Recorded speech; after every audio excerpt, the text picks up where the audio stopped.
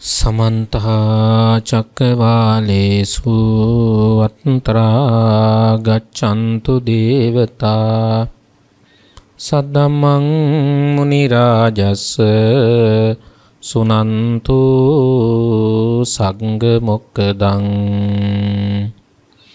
धम्मश्रवण कालो अयं बदन्ता धम्मश्रवण कालो अयं बदन्ता सद्धम्मश्रवण कालो अयं बदन्ता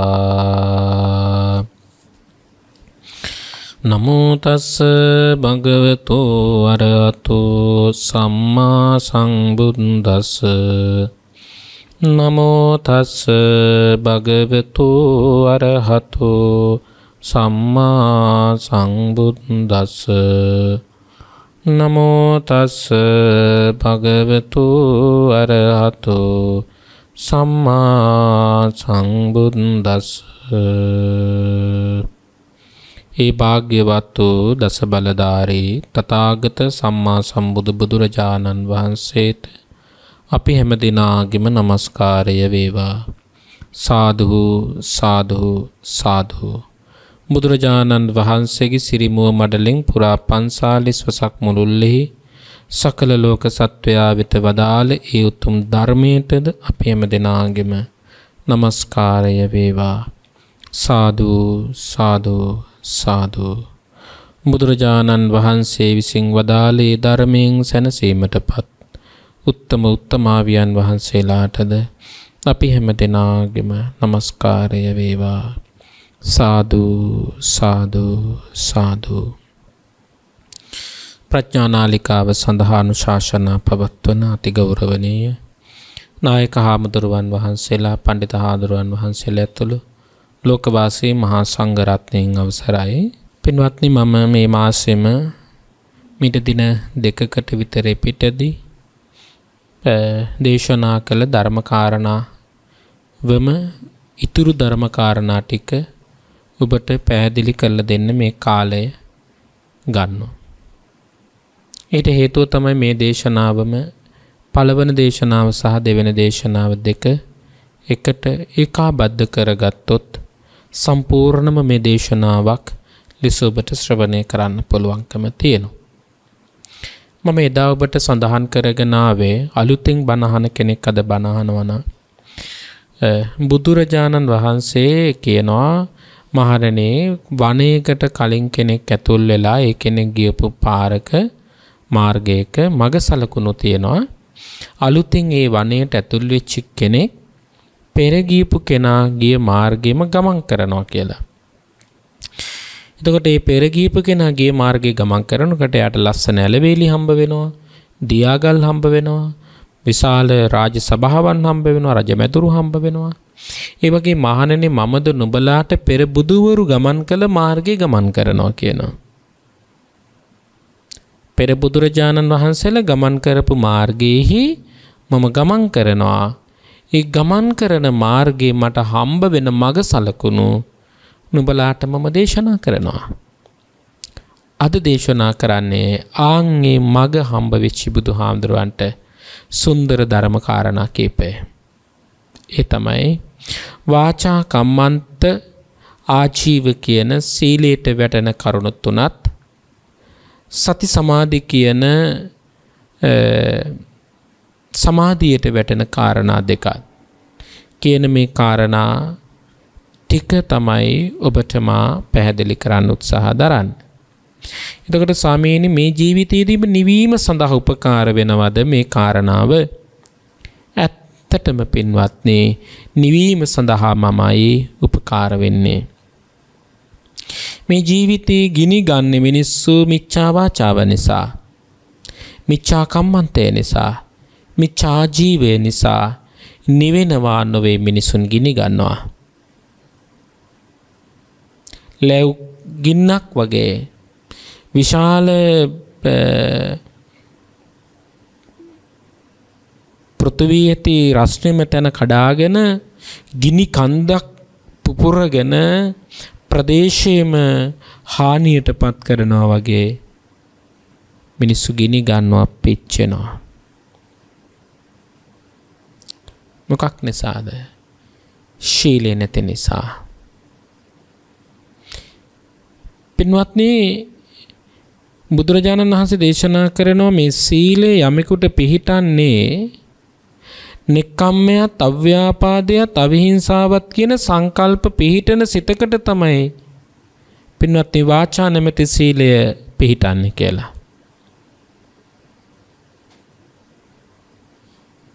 වචනේ සංවරතාවය ඇති කරගන්න පුළුවන්කම තියෙන්නේ ඒ ශ්‍රාවකයා ගාව නෙක්ඛම්මයත්, අව්‍යාපාදයත්, අවිහිංසාවත් කියන සංකල්ප තියෙන නිසා. එහෙම නැතුව කාම සංකල්ප, ව්‍යාපාද සංකල්ප, හිංසා සංකල්ප තියෙන ශ්‍රාවකයාට පින්වත්නි කවදාකවත් සම්මා වාචා කියන ශීලයේ මත පිහිටන්න පුළුවන්කමක් නැහැ. ඔබට අද පුදුම හිතෙයි මොකක්ද මේ සයන්හංස කියන්න කියලා.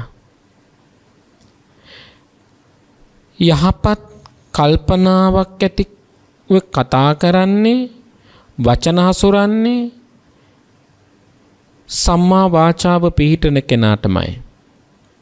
දැන් ඔබ හිතලා බලන්න, කාමයේ නිසා මිනිස්සු බොරු කියන්නේ නැද්ද?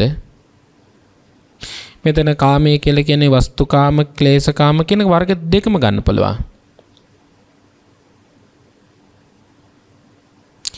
වස්තුකාමයේ නිසාත් ඒ කියන්නේ ගේ දොර, ඉඩකඩම්, වතු පිටි, යාන වාහන, ඉඩකඩම් මේ සියලු සම්පත් නිසාත් මිනිස්සු බොරු කියනවා.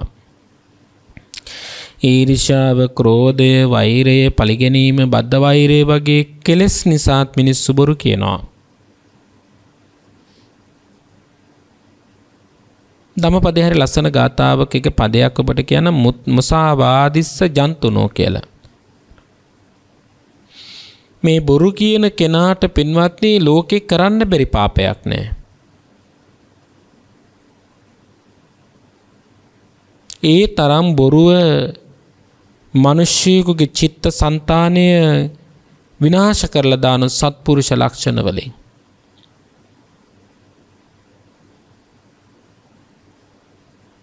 බොරුව වස්තුව නිසාත් බොරු කියනවා, කෙලෙස් නිසාත් බොරු කියනවා.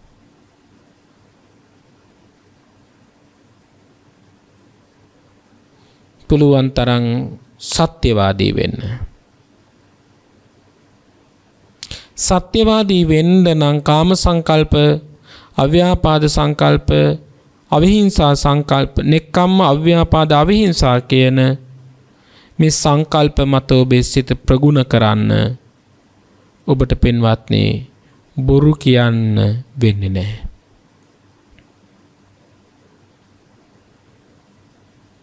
ඒතර කෙනෙකුට කියන්න පුළුවන් අනේ සයන්ස් ඇත්ත කිව්වොත් ලෝකේ ජීවත් වෙන්න බෑ කියලා. ඒක තුල පින්නොත් ඔබට දුක දකින්න පුළුවන්කම තියෙනවා.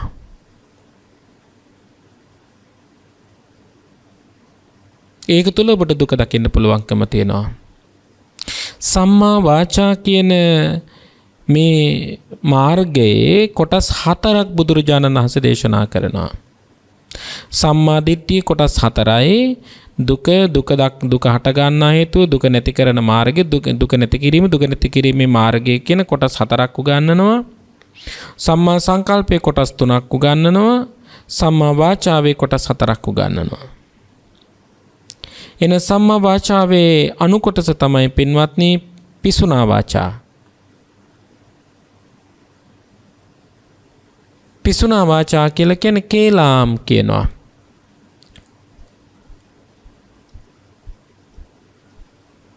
තවත් විදිහකට කිව්වොත් කොටවනවා.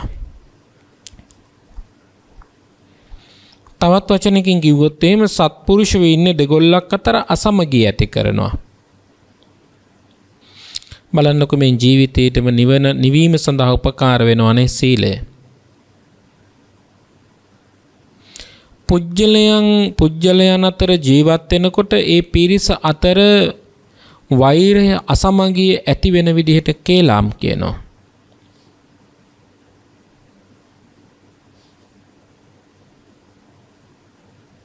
ඇයි ඒ?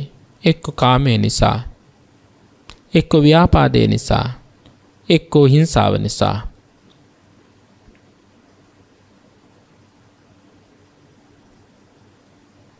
අතීතයේ හිම වෙච්ච ප්‍රවෘත්ති බොන තරම් අහලා ඇතේ. ඉසිදාස කියන කතාව ඔබට මා දවසක් මේ විදිහටම ප්‍රඥා නාලිකාවේදී දේශනා කළා.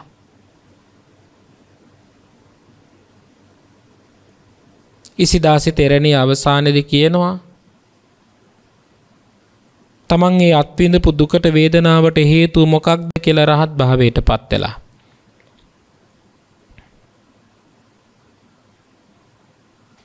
කොච්චරයි දුක් විඳද?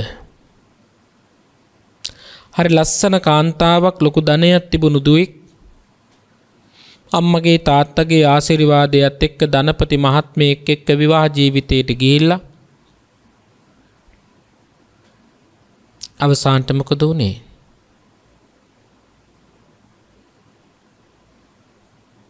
අවසානට උනේ ඒ මහත්මයා මේ නෝන දාලා ගියා.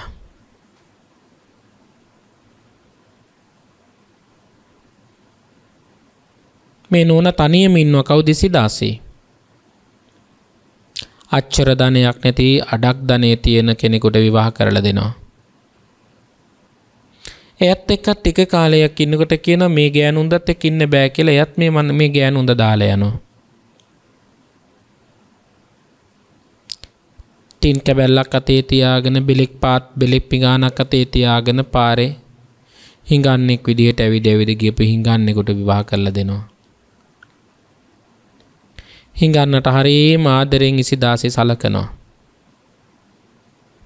කවනවා, පොවනවා, නාවනවා, ඇඟ උලනවා, ඔක්කොම ටික. හිඟන මිනිස්සයා එතන මොන වදයක්ද මේක කියලා අර බෙලෙක් පිඟානයි බෙලෙක් කෝප්පය ඉල්ලගෙන නැවතත් මේ ඉසිදාසේ දමලා ගහලා යනවා. ඉසිදාසේ තනි වුණා. ඉසිදාසේ නැවතුනේ මෙහෙණි ආරාමේ. ඉසිදාසේ මෙහෙණි ආරාමෙට ගිහින් පැවිදි වුණා.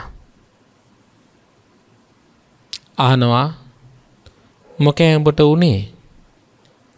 කියන්නේ අනේ මට උනේ පළවෙනි මහත්තයත් දාලා ගිය, දෙවෙනි මහත්තයත් දාලා ගිය, තුන්වෙනි මහත්තයත් දාලා ගිය, හතරවෙනි කෙනා මම ඔක්කොම ඇතෑරලා මම මෙහෙට ආවා. ඉසිදාසේ තමන්ගේ මේ పూర్ව අකුසලයේ පිළිබඳව දකිනවා. මොකද්ද දැක්කේ? සමගියෙන් හිටපු පවුලක් වෙන් කළා. සමගියෙන් එකමුතුකමෙන් හිටපු පවුලක් වෙන් කළා.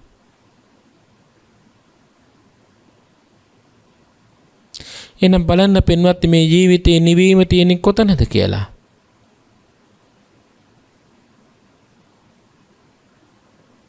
කෝපේ නිසා එහෙනම් මිනිස්සු බොරු කියනවනේ.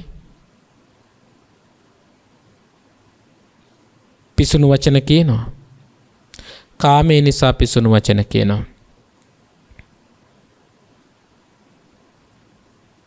සුන්දර නෑ පින්වත්නි අපේ කටෙන් පිට වෙන වචනේ. බොරුවක් වුණොත්, පිළුණු වචනයක් වුණොත්.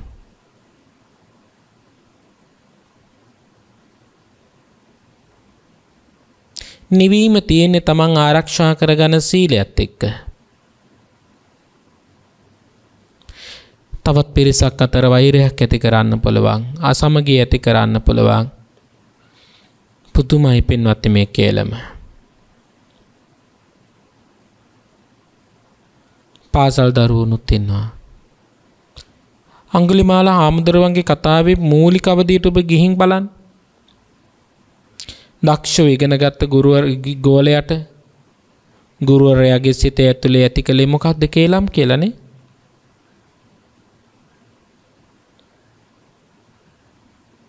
අවසානට මිනිමරුවෙක් කළා.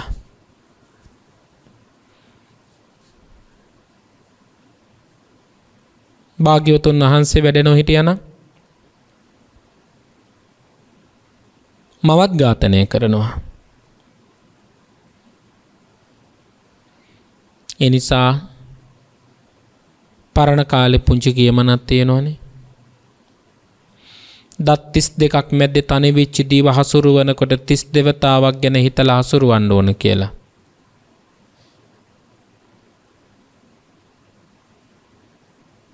සම්මා වාචා කියලා කියන්නේ පින්වත්නි කේලාම් කියන්නේ නැතුව ඉන්නවා කියන එක.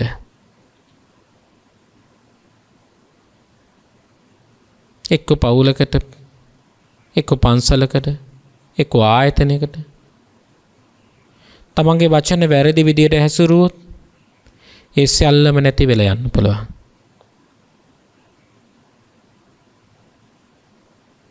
මේ ආත්මෙ විතරයි.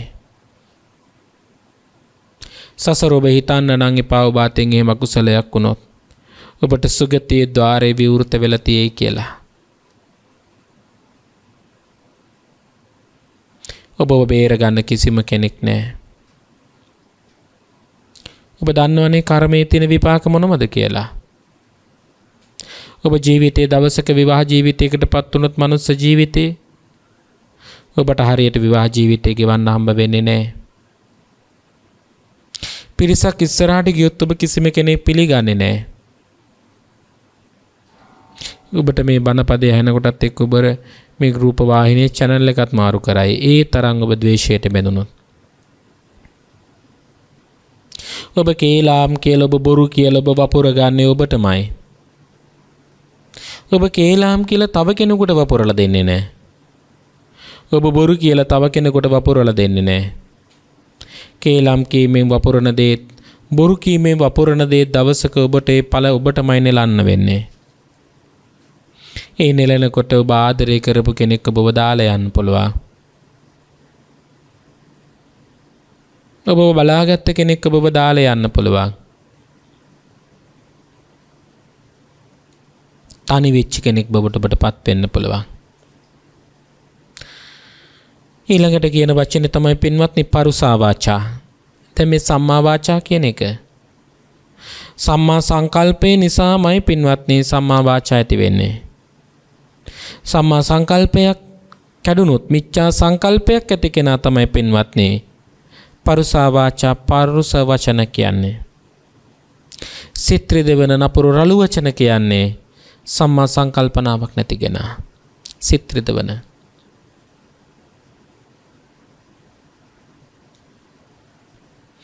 ඔබ අහලා තියෙනවා පිළින්ද බච්චාමුදුරුව ගැන. වසලවාදයෙන් කතා කළේ. පිනතුනේ භාග්‍යවතුන් වහන්සේ කොච්චර සියුම් වචන වලින් කතා කළාද? උන්වහන්සේ සඳහන් කරපු ඉතා ලස්සන තැනක් තියෙනවා ධර්මයේ. මහරණි සිව් මහා ගංගාව එකම වෙලාවට ගලාගෙන මහා මුහුදට ඇවිදින් මහා මුහුදේ එකතු වුණාට පස්සේ සියලු වතුර ලුණු රස වෙනවා වගේ. ඕනෑම කුලයකින් ගෝත්‍රයකින් පැමිණිලත් මගේ සම්බුද්ධ ශාසනයේ පැවිදි වෙච්ච සියලුම දෙනා ශාක්‍ය පුත්‍රයන්ය. පුත්‍රයන් පුතුන් කියලා බුදුරජාණන් වහන්සේ ඇමතුවා. අද සමාජයේ ඔබ දකිනවනේ. සල්ලි දෙන මිනිස්සයා Taman ළඟ ඉන්න කෙනාට කතා කරන්නේ මහ නින්දිත වචන වලින්.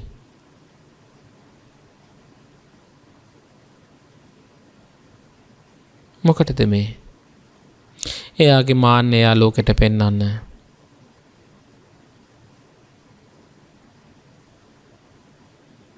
පුංචි මිනිස්සෙගේ තිබුණු අහිංසකකම, පුංචි මිනිස්සෙගේ තිබුණු අසරණකම, පුංචි මිනිස්සෙගේ තිබුණු නැතිකම, පුංචි මිනිස්සෙගේ තිබුණු බඩගින්න, පුංචි මිනිස්සෙගේ තිබුණු ඉරුණු ඇඳුම ලොකු ධනවත් කෙනෙක් දකින්නේ තමන්ගේ ජීවිතයට අහුවෙච්ච මිටියක් අතේ තියෙනකොට එයා හරියට ඇණයක් කියලා හිතලා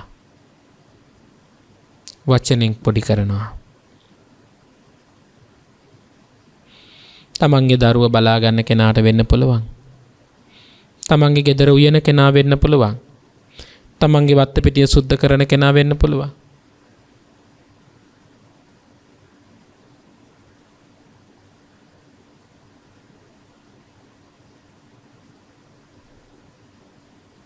මොනවා නිසාද මේ? හිත ඇතුලේ තියෙන තරහව, කෝපය, කාමය, හිංසාකාරී ස්වභාවය නිසා මිනිස්සු තවත් මිනිස්සුන්ගේ හිත තලනවා. පරුස වචන වලින්.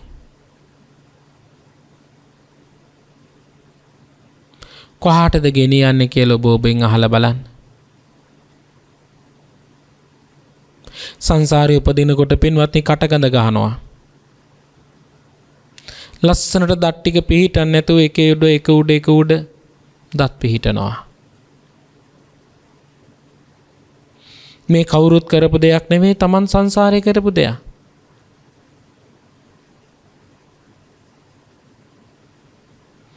පරුස වචන, මිනිස්සු වැරදි වචන කියනවා, හිත රිදවන වචන. මේ ජීවිතේම ඔබට නිවෙන්න ඕන නම් ඔබ සිත් නොරිදවන කෙනෙක් ඉන්නේ කියන්නේ සම්මා වාචාව ප්‍රගුණ කරන කෙනෙක් වෙන්න. සම්මා වාචාව ප්‍රගුණ වෙන්නේ සම්මා සංකල්පනාව තිබුණොත් විතරයි.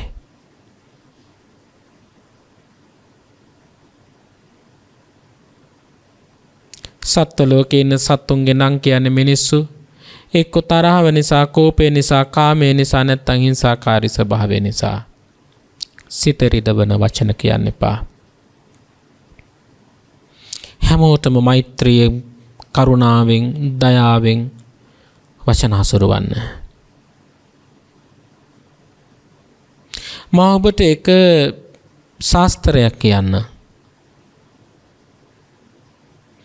මේ ලෝකෙ දිනන්න පුළුවන් හොඳම දේ තමයි පින්වත්නි, බොරු කීමෙන් ඈත් වෙන්න දිනන්න පුළුවන්. අසමගියට හේතු වෙන කරුණු නොකිය නිශ්ශබ්ද වෙන්න දිනන්න පුළුවන්. සිත් රිදවන වචන වලින් ඈත් වෙන්න, මෙත් මුදිතාවෙන් පිළුණු වචන වලින් ඔබ සම්පූර්ණ කෙනෙක් වෙන්න. සම්පප්පලාපා වැඩකට නැති හිස් වචන කතා කිරීම ඔබ වැළකී ඉන්න. දිනන්න පුළුවන් ඔබට මේ භවය තුලදී. වැඩකට නැති හිස් වචන කතා කරන්න ගියාම කොච්චර ප්‍රශ්න ඇති වෙනවද? හරි ලස්සන කතාවක් තියෙනවා. අනුනගේ උස්මිටි කම් නොපෙනේවා, තම යුතුයකම පමණක්ම දකීවා. වචනකින්වත් පින්වත්නි අනුන්ගේ උස්මිටි කන් දකින්න පුරුදු වෙන්න එපා. මේ ලෝකේ අඩුපාඩු නැති මිනිස්සෙක් හොයන්න බෑ ඔබට. මේ ලෝකේ අඩුපාඩුවක් නැති බිරිඳක්, මේ ලෝකේ අඩුපාඩුවක් නැති ස්වාමියෙක්, මේ ලෝකේ අඩුපාඩුවක් නැති සේවකයෙක්, මේ ලෝකේ අඩුපාඩුවක් නැති පාලකයෙක්, මේ ලෝකේ අඩුපාඩුවක් නැති භික්ෂුවක් ඔබට ලෝකේ කවදාකවත් හොයන්න බෑ.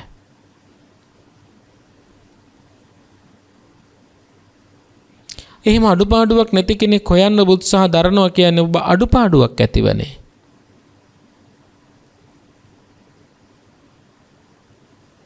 ඒ නිසා කෙනෙකුගේ අඩුපාඩුවකට වැරැද්දක් වෙන්න පුළුවන්. කෙනෙකුගේ අඩුපාඩුවක් නිසා අතපසු වීමක් වෙන්න පුළුවන්. මොකක් වුණත් ඔබට පුළුවන්නේ අනුන්ගේ වැඩකට නැති දේවල් ගැන ඔබ හිතන්න යන්න එපා. ඒවට කියන දෙතිස් කතාවන් කියලා. ධර්මය උගන්වනවා දෙතිස් කතාවන් වලින් තොරව ජීවිතේ කටයුතු කරන්න කියලා බුදුහාමුදුරුවෝ. ඔබ නිවසේදීත් මේක ක්‍රියාවට නගන්න. කාගේ හරි අඩුපාඩුවක්, කාන්තාවන් පිළිබඳව, රජුරුවන් පිළිබඳව මේ විදිහේ කතාවන් කරන්න එනකොට ඔබ විරුද්ධව නැගී හිටින්න. බුදු ගුණ කතා කරන්නෙක් වෙන්න. ධර්මයේ ගුණ, සංඝයාගේ ගුණ, අහපු බණපදයක්, අහපු සූත්‍රයක්, අඩුම තරමේ පින්වත්නි ගෙදර සාලේ පෙරලලා තියාගන්න ධම්මපදේවත්. කතා කරන්න කිසි දෙයක් නැත්තම් ධම්මපදේ ගාතාවක් අරගෙන කතා කරන්න.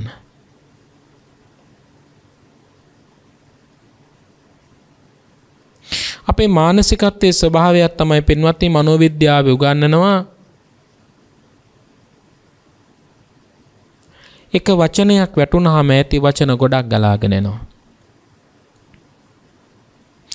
ඒ වගේ යම් වූ කෙනෙකුට පින්වත්නි පුරුද්දක් ඇති වුණොත් කාගේ හරි වැරදි අඩුපාඩුකම් දකින්න, ඒ වරද අඩුපාඩුකම් දකින්න හිත ඒ පැත්තටම දුවනවා. මම ඔබට එක යෝජනාවක් කරන්න. ඔබ නිකමට දවසක ඔබේ සිතට තරහව ආපු විදිය ගැන හිතලා බලන්න. කවුරු හරි කෙරෙහි තරහවක් ආවට පස්සේ තරහවටම අදාළ කොච්චර කෙලෙස් ඒ සිතට ගලාගෙන එනවද? ඒ තරහවටම සමාන මිනිස්සු අපි වටාවට එකතු වෙනවා. ඒ තරහවට අදාළ සම්පත් අපි වටාවට එකතු වෙනවා. ඒක තමයි මේ සිතේ ස්වභාවය. පින්වත්නි, කවදාකවත් වැඩකට නැති හිස් වචන කතා කරන්න එපා. අපි දන්නේවත් නැතුව අපේ සිතේ කෙලෙස් අපමණ ලෙස උපදිනවා. සම්මා වාචා. අපි ළඟ තියෙන සංකල්පයේ වැරද්දක් නිසා තමයි බොරු කියන්නේ, පුච්චලයන් අතර ભેද බින්න කරන්නේ, සිත් රිදවන පරුස වචන කියන්නේ, හිස් වචන කතා කරන්නේ, නෙක්ඛම්ම සංකල්පේ නැතිකම නිසා, අව්‍යාපාද සංකල්පේ නැති නිසා, අවිහිංසා සංකල්පේ නැති නිසා. ඒකට මේක බලපානවා. ඊළඟට අපිට හම්බ වෙන එක හතරවෙනි එක තමයි පින්වත්නි සම්මා කම්මන්ත කියන එක. මේකේ කොටස් තුනක් විස්තර කරනවා භාග්‍යවතුන් වහන්සේ. කම්මන්ත කියලා කියන්නේ කාය සුචරිතවත් බව. සම්මා කියලා කියන්නේ හොඳ සුචරිතවත්. එහෙනම් සම්මා කම්මන්ත කියලා කියන්නේ සුචරිතවත් කය.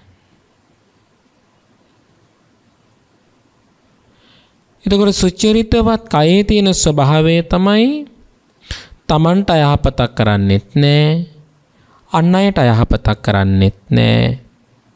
එයා ත්‍රිවිධ කාය දුස්චරිතයන්ගෙන් වැළකීලා කටයුතු කරනවා. මොනවද ත්‍රිවිධ කාය දුස්චරිතයන්?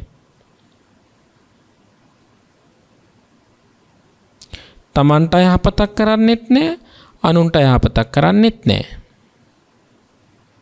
තමන්ට අයහපතක් කරගන්නෙත් නැතුව අනුන්ටත් අයහපතක් කරගන්නේ නැතුව ඊන කෙනාට තමයි කියන්නේ සම්මා කම්මන්ත කියලා. ඔබ ඔබෙන් ප්‍රශ්නයක් දාලා අහන්න, ඔබ සම්මා කම්මන්තද කියලා. සම්මා කම්මන්ත කියලා කියන්නේ පින්වත්නි පංචශීලයේ තියෙන ප්‍රධාන තුන. උඩට තියෙන පළවෙනි විදිහට හම්බ වෙන තුන. මොකක්ද? ප්‍රාණඝාතය, අදත්තා දානය, කාම මිත්‍යාචාරය. කයි පිරිසුදු භාවයට පත් වෙන්න ගඟකට බැහැලා ඇඟ හේදුවට වැඩක් වෙන්නේ නැහැ. සුවඳ සබන් ගාලා ඇඟ නෑවට වැඩක් වෙන්නේ නැහැ. ලෝකේ වටිනාම කියන පර්ෆියුම් එක ගහගෙන පාරේ ගියාට වැඩක් වෙන්නේ නැහැ. ලෝකේ තියෙන ලස්සනම සුන්දරම ඇඳුම ඇඳගෙන පාරේ ගියාට වැඩක් වෙන්නේ නැහැ. කොහෙද පින්වත්නි රෙද්දේ සීලයක් තියෙන්නේ?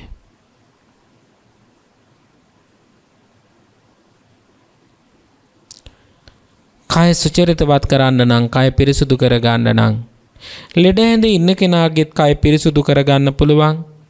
රජමාලිගාවේ ඉන්න කෙනාගේ කය පිරිසුදු කරගන්න පුළුවන්. දුප්පත් පල්පතේ ඉන්න කෙනාගේත් කය පිරිසුදු කරගන්න පුළුවන්. මොකක්ද කය පිරිසුදු කරගන්න විදිහ? ප්‍රාණඝාතය. අනුන්ගේ ජීවිතයක් තමන් නසන කෙනෙක් බවට පත් නොවන තරමට ඔබේ ජීවිතය පිරිසිදුයි. වැවේ ඉන්න මාළුවත් එකයි, ගොඩබිමේ ඉන්න සිංහයත් එකයි, අලියත් එකයි, වතුරට වැටුණු කූඹියත් එකයි, සියලුම සත්වයන් එකයි. පින්වත්නි, ලෝකෙ මිනිස්සු ඉන්නවා, ලෝකෙ ලොකු ධනවත්. ලංකාවෙත් එහෙමයි ඉන්නවා. හරි ලස්සන ලොකු වාහනයක නැගලා වෙදින් පණුවෙක් හරි තව කුඩා මාළුවෙක් හරි බිලි පෙත්තකට අමුණලා ගංගාවකට වීසි කරලයක ඉන්න අහිංසක බඩගිනි හැතුණු මාළුවෙක්ගේ හැමට පටලවගෙන ගොඩට අරගෙන ඔහු ගැහෙන විදිය දැක සතුටු වෙන නරුම සිත් ඇති මිනිස්සු ඉන්නවා ප්‍රාණඝාතයට යොමු වෙච්චි.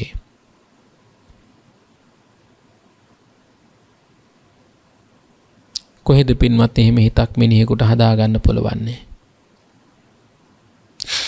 මේ මාළු වගේ බඩ පළල බැලුවාම බිත්තර 10 ගානක් තියෙනකොට තමන්ගේ කුසේ හිටපු දරුවා මතක් වෙන්න ඕනනේ. ලෙඩ ඇඳක ඉඳගෙන හුස්ම ටික ගන්න බැරුව බඩ පොත්ත පිට පොත්තට ඇලෙනකන් හයියෙන් හුස්ම අරගෙන හයියෙන් හිමීට හුස්ම අරිනවා වගේ නේ මාළුවෙක් හුස්ම ටික අරින්නේ.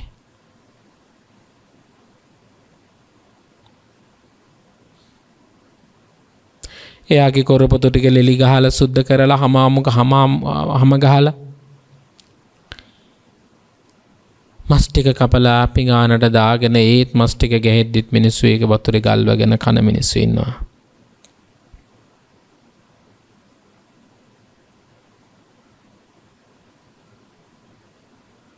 හිතලා බලන්න ප්‍රාණඝාතයක් කොහෙද සතුටු වෙන්න පුළුවන්නේ?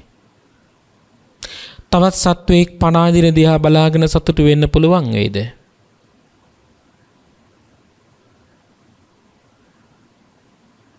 ලෝකේ කාටද එහෙම පුළුවන් සතුටු වෙන්න? කොහෙද එහෙම කෙනෙකුට නිවීමක් තියෙන්නේ? ඇස් දෙක පිය වෙනකොට පෙනෙන්නේ මාළු 10 ගාණක් තමන්ගේ දැලට අහු වෙලා ගැහෙන විදිහ පෙනෙන්නේ.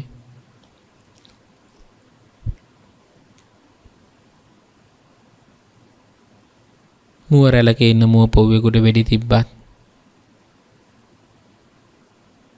අසුචි කාල ජීවත් වෙන ඌරෙක් කල්ලලා තඩි ගහලා මරලා පිඟානට දාලා කෑවත් කොච්චර පාපයක්ද නේ? එක්කෝ කෙනා පෙර සංසාරයේ ඔබේ මව පියා වෙන්න පුළුවන්. සංසාරයේ ඔබේ සහෝදරයා සහෝදරිය වෙන්න පුළුවන්. ඔබට බෑ නෑ කියන්න. සීයලට කතාවේ හරි ලස්සන කතාවක් තියෙනවා. ලංකාවේ පින්වත්නි ඔය ජේතවනාරාමේ දැන් වර්තමානයේ පිහිටලා තියෙන තැන විශාල පොලක් තිබිලා තියෙනවා. මෙහෙම පොළට බඩුගෙන එන පවුලක් ඇඳලා තියෙනවා මිහින්තලාව ආශ්‍රිත.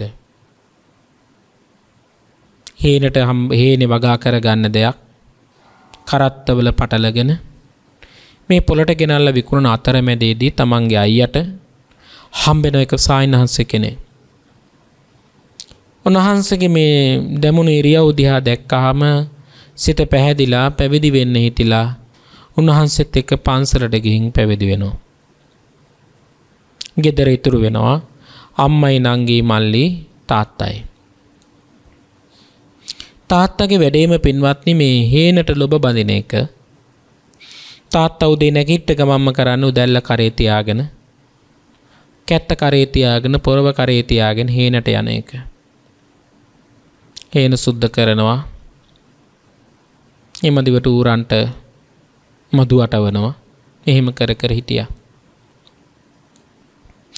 මං කියන්නේත් මේ ප්‍රාණඝාතය නිසා බිලි කොක්කක් අරගෙන වතුරට දාන මිනිස්සෙටත් ආයුධයක් අරගෙන වෙඩි තියන මිනිස්සෙටත් යකඩ කූරක් අරගෙන උගුලක් අටවල ඌරෙක් මරා ගන්න මිනිස්සෙටත් මේ හැමෝටමයි පින්වත්නි මේ ටික කියන්නේ. ගෙදර හිටපු නංගිගේ වැඩේ මොකක්ද? නංගිගේ වැඩේ උඩේ ඉඳලා රෑ වෙනකන් කණ්ණාඩිය ළඟට යනවා. කණ්ණාඩිය ළඟට ගිහිල්ලා කොණ්ඩේ පීරනවා, මූණ හදනවා. අම්මගේ වැඩේ උදේ ඉඳලා රෑ වෙනකන් මකුළු දැල් කඩනවා, පිහදනවා, සුද්ධ කරනවා.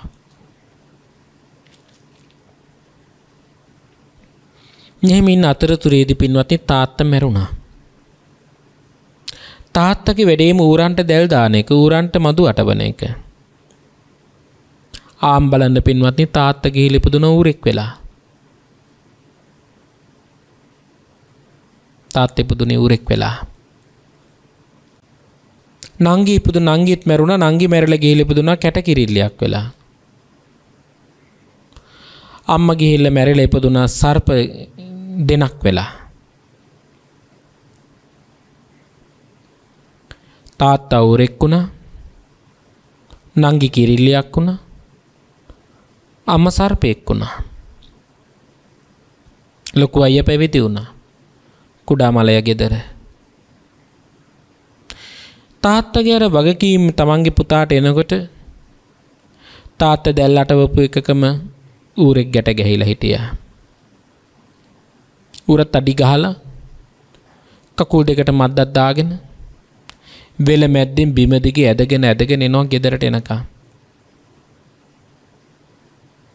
අයියා දැක්ක මේක. කොහොමද දැක්කේ දිවසින්? මොකක්ද අරමුණ උනේ? මේක මල්ලිට ගිහිල්ලා මතක් කළොත් නම් මල්ලිත් පැවිදි කරගන්න පුළුවන්. දැම්ම මම ගෙදරට වඩින්න ඕන. පින්වත්නි, පාත්‍රයත් අරගෙන සංගල සිවුරත් පොරවගෙන ලයිලයියේ මල්ලි හොයාගෙන ආවා. වෙලමැද්දෙන් වඩින ආමුදුරුව දැක්කහම මල්ලි හිතුවා ගියා වගේ මාං වැරදිලා ආපහු ගෙදර එනවා කමක් නැහැ. මේ ඌරව තඩි ගහලා තියෙන නිසා ඌරු ව්‍යංජනයකුත් එක්ක අයියට බත් ටිකක් දෙන්න ඕන. ගෙදර ආවට පස්සේ දැන් සයින්හන්සේ ගේ ළඟට කිට්ටු වුණා වැඩම කළා. කිව්ව මොකක් කියලාද? පිහියක් අරගෙන බඩ පළපන් කිව්වා. ඌරගේ පැලුවා. බඩ ඇතුලේ හිටිය පින්වත්නි සර්පෙක්. කිව්ව සර්පයාගේත් බඩ පළපන් කිව්වා. පළද්දි හිටිය කුරුල්ලෙක්. මල්ලි උඹ දන්නවද ඔය ඌර කියන්නේ කවුද කියලා? දන්නේ නැහැ කිව්වා. ඌර කියන්නේ උඹෙත් මගේ තාත්තා. ඔන්න බලාපන් ගිහින් ඌරෙක් වෙලා ඉපදුනානේ කිව්වා. උඹ දන්නවද ඔය සර්පයා කවුද කියලා? දන්නේ නැහැ කිව්වා. උඹ බලාපන් කිව්ව උඹෙත් මගේ අම්මා සර්පෙක් වෙලා ඉපදලා ඉන්න විදිහ කිව්වා. උඹ දන්නවද ඔය කිරිල්ල කවුද කියලා? නෑ කිව්වා. ඔන්න බලාගෙනින් කිව්වා. ඔය තමයි උඹත් මමත් ආදරේ කරපු නංගි කිව්වා. මේක නේද පින්වත්නි මේ ලෝකයේ ස්වභාවය.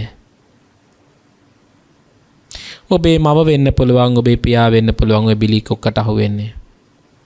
දැලට අහු වෙන්නේ. උගුලට අහු වෙන්නේ. වෙඩි උන්දට මූණ දෙන්නේ. අනවරාග්‍රයි නේද මේ සංසාරේ.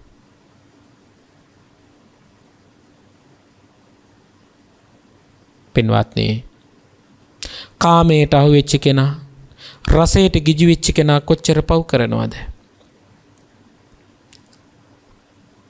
කොච්චර පව් කරනවද? කාමයට අහු වෙච්ච කෙනාට පින්වත්නි ප්‍රාණඝාතය කරන්නත් පුළුවන්.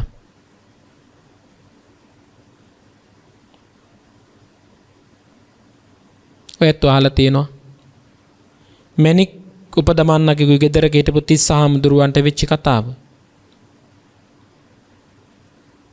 මණිකාර්ණ පූර්ණ 30 හාමුදුරුවන්ට වෙච්ච කතාව. රජුරු ගෙනල්ලා මැණිකක් දුන්න උපදාලා දීපන් කියලා.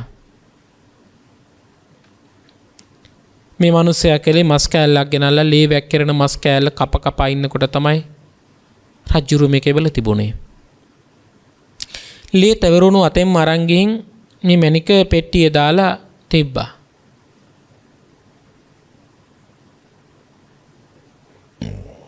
මේ මස් කපන තැනට යන්නේන ගිජුලිහිනියෙක් හිටියා. මේ ගිජුලිහිනිය හිතුව මේ දිලිසෙන්නේ මස් කෑල්ලයි. ඇලේ තැවරිලා තියෙන්නේ. ගිජුලිහිනිය මේක ගත්ත ගමන් ගිල්ලා. මේ මැණික් උපදමන කෙනා ඇහුවා කෝ මෙතන තිබුණු මැණික? කිසිම කෙනෙක් ආව ගියේ නැහැ. හැබැයි මෙතන හිටිය සායින්හන්සේ තිස්ස හාමුදුරුවෝ තමයි මේක ගිල්ලේ කියලා අනිසි සැකයක් හිතේ අරගෙන නෝනගේ විමසුවා. නෝන කිව්වා කවදාකවත් එහෙම හිතන්න එපා කිව්වා. නෑ මහත්තයාට සැක හිතුණා.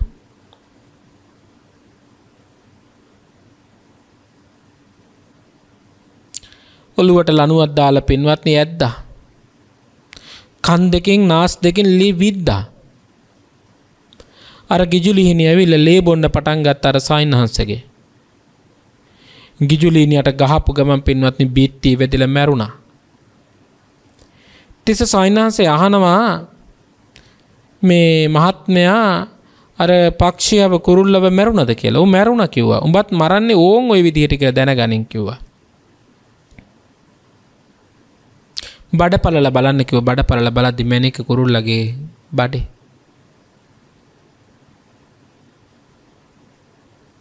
අර අකුසල කර්මයෙන් පින්වත්නි නිරේට ඇදගෙන ගියා. ශ්‍රද්ධාසිත පිහිටපු ඒ බිරිඳ ස්වර්ගයට ගියා. අර සයින්හන්සේ සසර දුකින් එතර වුණා. එහෙනම් බලන්න කාමය නිසා ප්‍රාණඝාතය වෙන්නේ නැද්ද කියලා. කාමය නිසා ප්‍රාණඝාතය වෙන්න පුළුවන්. සොරකම් කරන්න හොඳ නැහැ. මේ සම්මා කම්මන්ත. ඔබට නිවෙන්න අවශ්‍ය නම් ඔබට නිවීමට ඔබ හොයනවා නම් නිවීමක් ඔබ අපේක්ෂාවෙන් ඉන්නවා නම් ඔබ කවදාකවත් පින්වත්නි වංක වැඩවල යෙදෙන්නත් එපා, හොරකම් කරන්නත් එපා.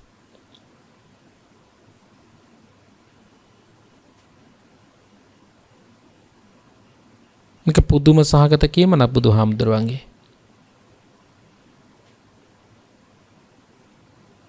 ඕන තරම් මේ සමාජී නොකූට අදහස් තියෙන වංක හොර හිත් තියෙන මිනිස්සු ඕන තරම් මේ සමාජය තුළ ඉන්නවා. අදත්තා දානය.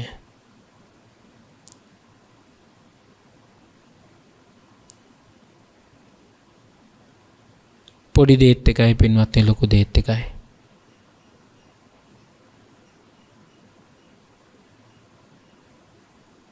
ඇයි මේ මිනිස්සුන්ගේ සිත පින්වත්නි රාගයෙන් මුසපත් වෙනකොට, ද්වේෂයෙන් ගිනි ගන්නකොට, මෝහයෙන් ඇවිලෙනකොට, අනුන්ගේ සම්පත් දකින්නකොට පින්වත්නි ගන්න හිතෙනවා.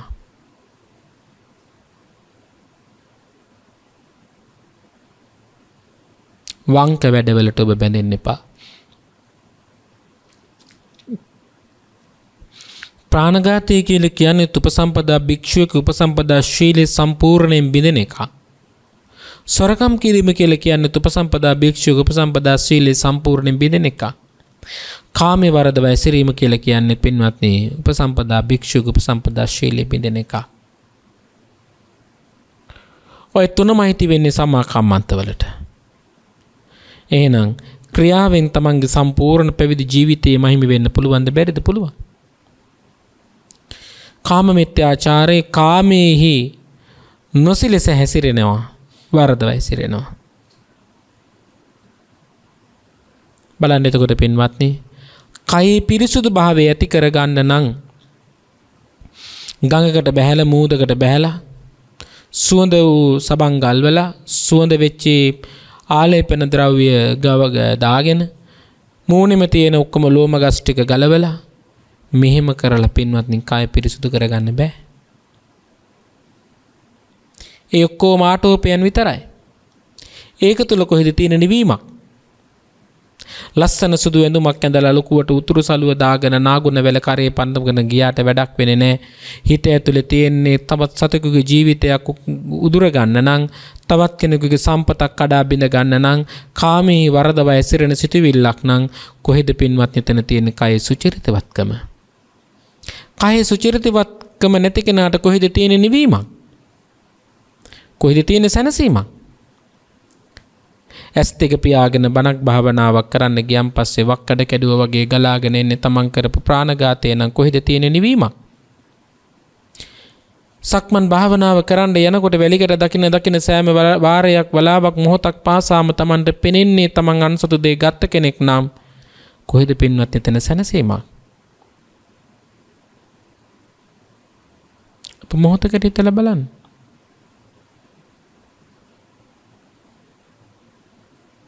හැටි දාගෙන පින්වත්නි දුවල වැඩක් නැහැ ප්‍රාණඝාතයෙන්, හොරකම් කිරීමෙන්, කාම මිත්‍යාචාරයෙන්. හැටි දාගෙන දුවන ජීවිතයේ දවසක පින්වත්නි බල්ලෙක් හැටි අරිනවා වගේ දවසක ඔබට හලන්න වෙනවා. කෙල පෙරාගෙන බල්ල හැටි අරිනකොට කවුරුත් ළඟ කෙනෙක් නොහිටියොත් ඔහුම ඔහු දුක වේදනාව විඳලා නිමා කරනවා වගේ කාය දුස්චරිතකමින් රැස් කරගත් අකුසල් විපාක ඔබට දවසක ගෙවන්න වෙනවා. සම්මා වාචා සම්මා කම්මන්ත යන මාර්ග දෙකම පින්වත්නි විරති නැත්තම් ඒවට කියනවා වලකා ගන්නට ඕන කියලා. සම්මා වාචාවයි සම්මා කම්මන්තයි කියන මේ ආර්ය අෂ්ටාංගික මාර්ගයේ දෙක පින්වත්නි විස්තර කරනවා විරති කියලා. තමන් විසින් වලක්ව ගන්න ඕන. වලකින්න ඕන. මොන වගේන්ද? පින්වත්නි බොරු කියන එකෙන් පිරිසුණු වචන කියන එකෙන් පරුස වචන කියන එකෙන් සම්පප්පලාපෙන් ප්‍රාණඝාතයෙන් අදත්තාදානෙන් කාම මිත්‍යාචාරයෙන් මේ හතින් පින්වත්නි ඔබ වලකින කෙනෙක් කෙනෙක්. ඒකට කියනවා විරති කියලා. නැත්නම් විරති සීලය කියන කොටසටත් වැටෙනවා. ආර්ය අෂ්ටාංගික මාර්ගයේ නිවීමේ පින්වත්නි පස්වෙනි එක තමයි සම්මා ජීව. ආජීව කියලා කියන්නේ පින්වත්නි ජීවිතේ පැවැත්මට කියනවා ආජීව කියලා. සම්මා කියලා කියන්නේ එහෙනම් යහපත් නම් යහපත් පැවැත්මට කියනවා සම්මා ජීව කියලා. අධැමි වූ මාර්ගයෙන් අත්මිදලා දැහැමි වූ මාර්ගයට ප්‍රවිෂ්ඨ වීම තමයි සම්මා ජීව කියලා කියන්නේ.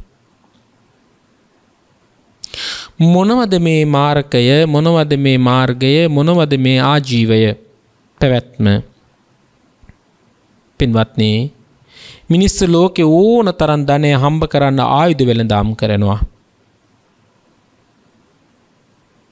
ආයුධ නිෂ්පාදනය කරනවා. ශබ්දයක් නොඇහෙන පරිදි ආයුධ නිෂ්පාදනය කරනවා. වෙඩිල්ල යනවා ශබ්දයක්වත් ඇහෙන්නේ නැහැ. රසායනික අවිනිෂ්පාදනය කරනවා. ඒව පින්වත්නි නොකළ යුතු දේවල්. ආයුධයක් නිෂ්පාදනය කරන්න තවත් කෙනෙකුට ජීවිත දෙන්න නෙමෙයි.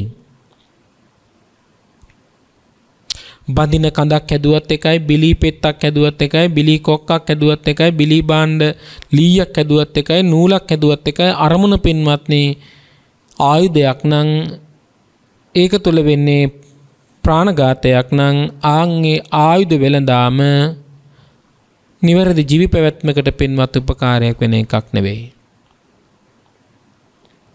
ඊට පස්සේ මත්ද්‍රව්‍ය පර්මිට් එකක් අරන් විකුණනත් එකයි, වෙව්බන්ට් එකක් කෙරවෙලේ තියාගෙන විකුණනත් එකයි, තවත් පර්මිට් එකක් තිබ්බ එකක් ගෙනල්ලා වැඩි මුදලකට විකුණනත් එකයි, කවුරු හරි කෙනෙක් ගෙනල්ලා දුන්න එකක් විකුණනත් එකයි, වරායෙන් හොරෙන් අරන් ආවත් එකයි, නීත්‍යානුකූල වරන් ආවත් එකයි. මත්ද්‍රව්‍ය වෙළඳාම නම් පින්වත්නි යහපත් දිවි පැවැත්ම නෙවෙයි.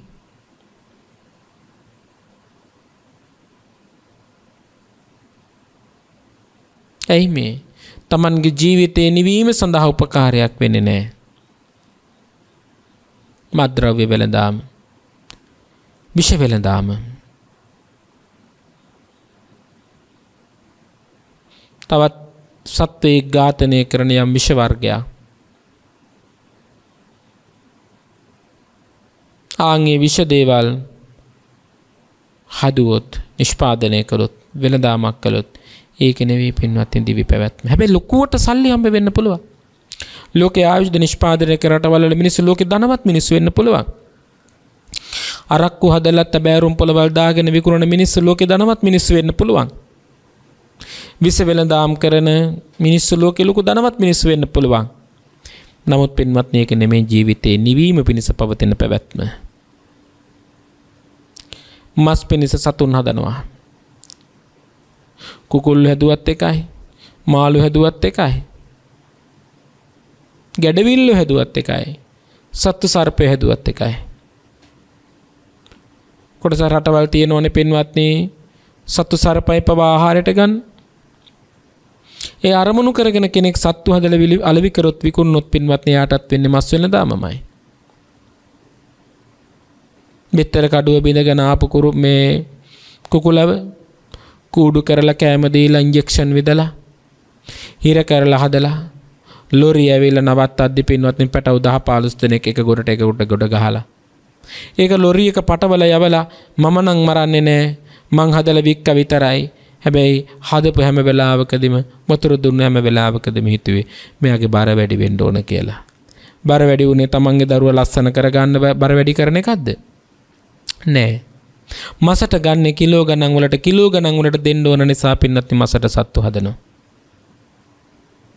චුන්දසූකර ඌරු ඇද්දා ඌරු හැදලා අවසානට ඌරෙක් විලාප දුන්න වගේ මැරිලා නිරේට ගියා වගේ පින්නත් ඔබටත් එන දවසක කුකුලෙක් කඩලන විදියට අඬලා බේරලා ඒ ගමන යන්න. මොකටද මේ මිනිස්සු සත්තු හදලා මස් වලට විකුණලා ලෝකේ කවුද රජ වුනේ?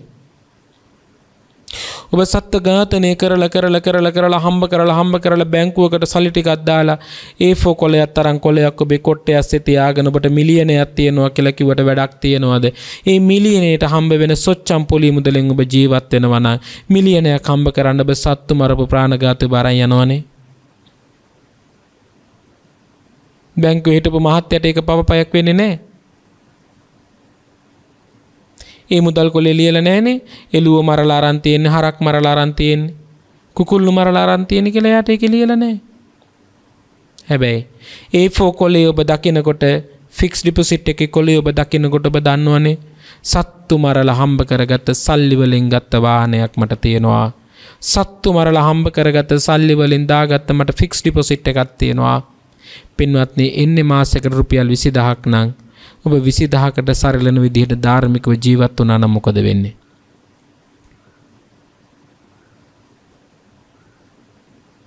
මේකනේ කර්මය. කොහෙද තියෙන ධාර්මික දිවි පැවැත්මක් ඒක ඇතුලේ? පින්වත්නි, අපට තිබෙන බුදුහාමුදුරු කියන්නේ සබ්බේ සත්තා භවන්තු සුඛිතත්තා.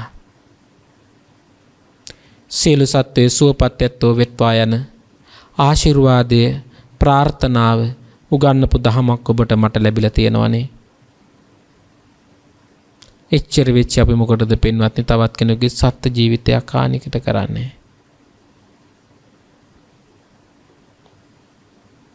ඒ නිසා කිසිම සත්වයක් පින්වත්නි ඔබ මසට හදන්න එපා. කිසිම සත්වයක් මස් වෙලඳාම. ඊළඟට පින්වත්නි කූට ව්‍යාපාර කරනවා. කූට ව්‍යාපාර කියන්නේ ඔයත් දන්නවනේ වර්තමානයේ පෙට්‍රෝලුත් පින්වත්නි විකුණන්නේ කූට විදිහට. ඒ හැම එකක්ම වැටෙනවා.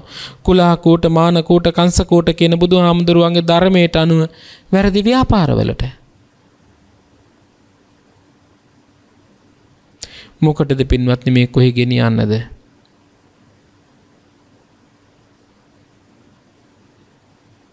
අහිංසක අම්මට තිබුණේ සබන් කෑල්ලක් ගන්න දවසකට හම්බ කරගත්ත කුලිය විතරයි. ලොකුවට සල්ලි තිබුණු මිනිස්සු පින්වත්නි සබන් පෙට්ටි ගණන් අරන් ගෙන් ගෙදර තියාගත්තනේ. කොටසක් මුදලාලිලා පින්වත්නි කුඩින් ස්ටිකර් එකක් අලවලා 30ට තිබුණු සබන් කෑල්ල 100ට විකුණපු අයත් හිටියනේ. කොහෙ ගෙනියන්නද අපි මරණයෙන් පස්සේ මේවා?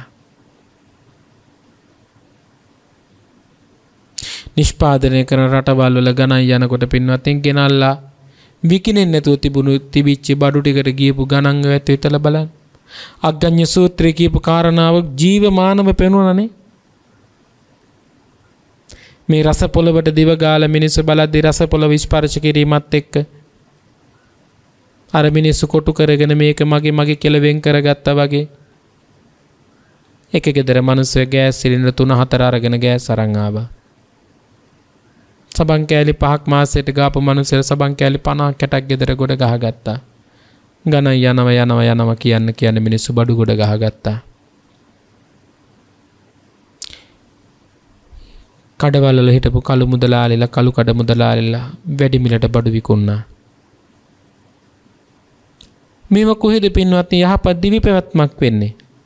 උදේට කඩේ පිරිත් දාලා ඇරියට උදේට සීවලි හාමුදුරුවන්ට පහන තිබ්බට ඒ කඩේම පැත්තකින් බුදුහාමුදුරුවන්ට මල් ටිකකුයි පහනකුයි පත්තු කළාට කොහෙද ඒක ඇතුලේ යහපත් දිවි පැවැත්මක් තියෙන්නේ?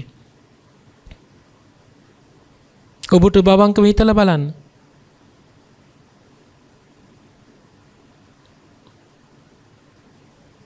ඒ නිසා යහපත් දිවි පැවැත්ම කියලා කියන්නේ පින්වත්නි කිසිම කෙනෙකුට හිංසාවක් පීඩාවක් ඇති නොවන විදිහට ජීවත් වෙන්න ඕන. ඒකට බුදුහාමුදුරුවෝ දේශනා කළා මොකක්ද? අනුන්ගේ ජීවිතයන් පින්වත්නි හානියකට පත් වෙන රැකියාවන් සඳහා නොයෙදෙන්න ඕන. කිලිටි නොවිච්ච අනුන්ට හිංසාවක් නොවන රැකියාවන් සඳහා යෙදෙන්න ඕන. මොකද්ද? කුෂි කර්මාන්තය. කාටවත් පීඩාවක්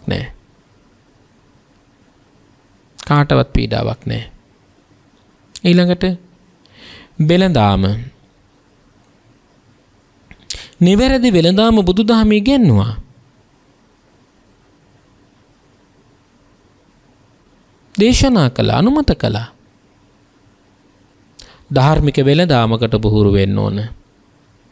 රාජ්‍ය සේවය බුදුදහමේ අනුමත කරපු පින්වත්නි රැකියාවන්. රාජ්‍ය සේවීත් පින්වත්නි හොරා කන්න හොඳ නැහැ. තමන් වැඩ කරන කාලේ තමන් නිවැරදිව වැඩ කරන්න ඕන. තමන්ට බදු ගෙවන රටවැසියා වෙනුවෙන් තමන්ගේ වගකීම් ඉටු කරන්න ඕන. එතකොට තමයි පින්වත්නි ජීවිතේ පවතින්නේ, ඒ පඩිය yaadෙන්නේ. සම්මා වායාම. වායාම කියලා කියන්නේ පින්වත්නි නිවැරදි උත්සාහයක්. ඒ කියන්නේ තමන් ළඟ තියෙන්න ඕන සම්‍යක් ප්‍රධාන වීර්යයන්. ඒවට කියනවා සතර සම්‍යක් ප්‍රධාන කියලා. යලි දවසක ඔබට 6 වෙනි කාරණාවත් 7 වෙනි කාරණාවත් 8 වෙනි කාරණාවත් කියන කාරණා 8ම පැහැදිලි කළ දෙන්න. අදට ලැබෙන කාලයත් එක්ක ඔබට පුළුවන්කම තිබුණේ සම්මා වාචාත් සම්මා කම්මන්ත සම්මා ජීවත් කියන කොටස් 3 විතරයි. එතකොට කොටස් 6ක් මම ඔබට පැහැදිලි කරලා තියෙනවා ධර්මදේශනා දෙකකදී. තව එකකට කාරණා 3ක් තියෙනවා. ඒක තුල මා ඔබට ධානසිතක් කියන්නේ මොකක්ද? සමාධියක් කියන්නේ මොකක්ද? වායාම කියන්නේ මොකක්ද? සතිය කියන්නේ කුමක්ද? සතිය ඇති කර ගැනීමට කල යුත්තේ කුමක්ද කියන එක පිළිබඳව දේශනාවක් පවත්වන්න සූදානම් වෙනවා. ආකාසට්ටා ච බුම්මට්ටා දේවා නාග මහිද්దికා පුඤ්ඤන්තං අනුමෝදිත්වා චිරං රක්ඛන්තු ලෝක සාසනං චිරං රක්ඛන්තු ධම්මදේශනං චිරං රක්ඛන්තු ත්වං සදා. හැම දිනාටම තෙරුවන් සරණයි. දේශක්ඛයෝ නිබ්බානං